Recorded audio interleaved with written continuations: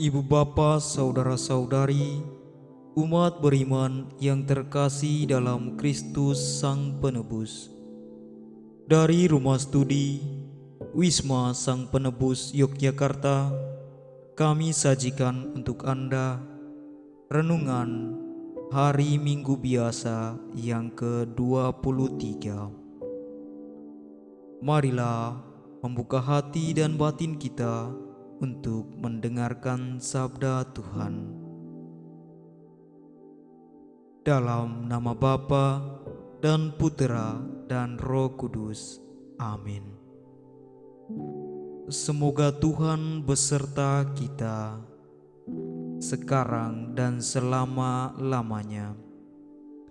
Inilah Injil Tuhan kita Yesus Kristus menurut Matius.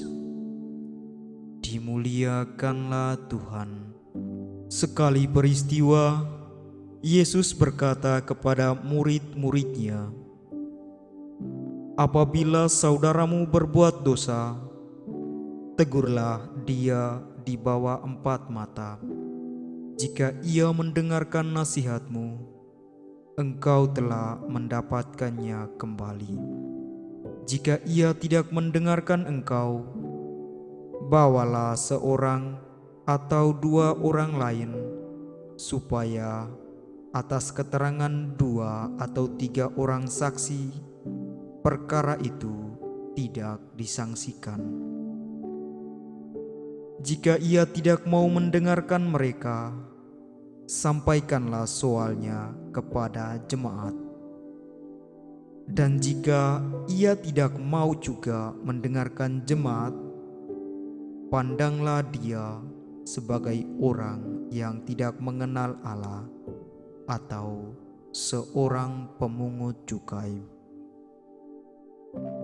Aku berkata kepadamu, sungguh, apa yang kamu ikat di dunia ini akan terikat di surga, dan apa yang kamu lepaskan di dunia ini akan terlepas di surga. Dan lagi, aku berkata kepadamu, jika 2 orang di antaramu di dunia ini sepakat meminta apapun, permintaan mereka itu akan dikabulkan oleh Bapa-Ku yang di surga. Sebab di mana 2 atau 3 orang berkumpul demi nama-Ku, Aku hadir di tengah-tengah mereka." Demikianlah Injil Tuhan. Terpujilah Kristus. Ibu bapa, saudara-saudari, umat beriman yang terkasih dalam Kristus Sang Penebus. Selamat berhari Minggu untuk kita semua. Berkah dalam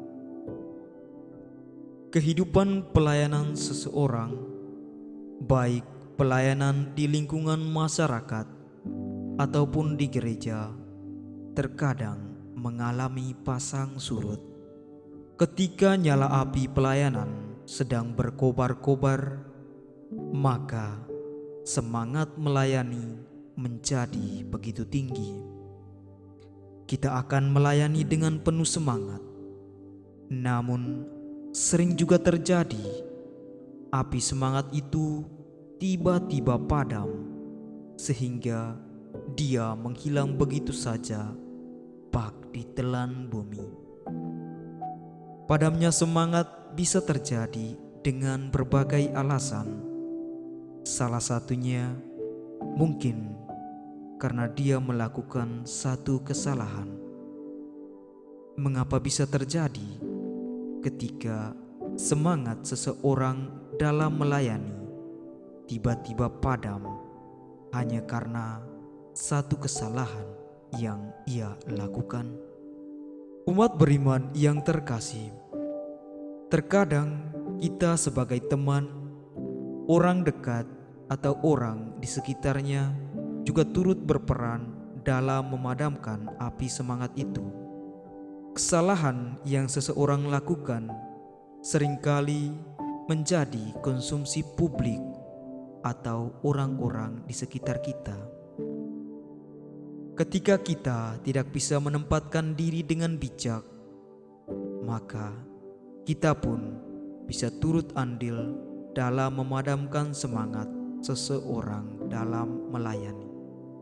Ibu bapa, saudara-saudari, umat beriman yang terkasih dalam Kristus Sang Penebus, seperti kita ketahui bersama, dunia teknologi berkembang super cepat dewasa ini, sehingga segala informasi, baik informasi yang baik maupun yang tidak baik, benar maupun tidak benar, bisa menyebar dengan begitu cepat.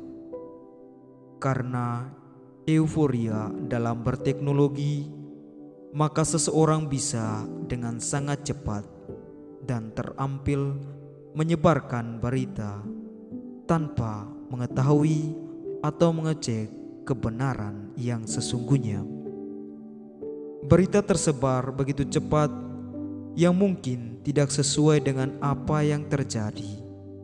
Ibu bapa, saudara-saudari, umat beriman yang terkasih dalam Kristus Sang Penebus, bacaan Injil pada hari Minggu biasa yang ke-23 ini sungguh mengingatkan kita semua bagaimana kita harus bersikap ketika mengetahui teman atau sahabat, keluarga yang telah melakukan kesalahan. Dalam Injil Matius bab 18 ayat 15 mengatakan bahwa apabila saudaramu berbuat dosa, tegurlah dia di bawah 4 mata. Jika ia mendengarkan nasihatmu, engkau telah mendapatkannya kembali. Sangat jelas bahwa Tuhan Yesus mengajarkan kepada kita bagaimana harus bersikap dan mengambil langkah saat mengetahui seseorang berbuat kesalahan. Yesus meminta kita supaya memberitahunya secara 4 mata, dan ketika itu berhasil, maka kita telah membawa kembalinya pada kebenaran, sehingga ada kemungkinan api semangatnya tidak langsung padam seketika. Bukan sebaliknya, kita malahan ikut menyebarkan kesalahan seseorang, baik melalui bisik-bisikan dengan teman atau melalui postingan media sosial. Ketika memutuskan untuk memberitahukan kesalahan seseorang, tidak dipungkiri bahwa ini adalah keputusan yang tidak mudah untuk dilakukan. Ada banyak orang yang tidak mau menerima teguran. Sebaliknya, ada banyak orang yang memberi teguran dengan cara yang tidak bijaksana. Namun demikian, hal tersebut bukan tidak mungkin untuk kita lakukan. Ketika kita mendasarkan semuanya itu dengan kasih, sebagaimana janji Tuhan, sebab di mana 2 atau 3 orang berkumpul dalam namaku, di situ aku ada di tengah-tengah mereka. Yesus pasti akan hadir, mendukung, dan menguatkan ketika kita berbuat kasih kepada seseorang yang melakukan kesalahan. Sebagai pengikut Kristus, kita patut bersyukur, terus percaya, dan yakin akan janji Tuhan yang luar biasa ini. Ia berkenan hadir di tengah-tengah kita, meskipun kita dan perkumpulan kita tidak sempurna. Kita murid-muridnya yang tidak sempurna, dan dengan Dia yang sempurna mau hadir di tengah-tengah kita.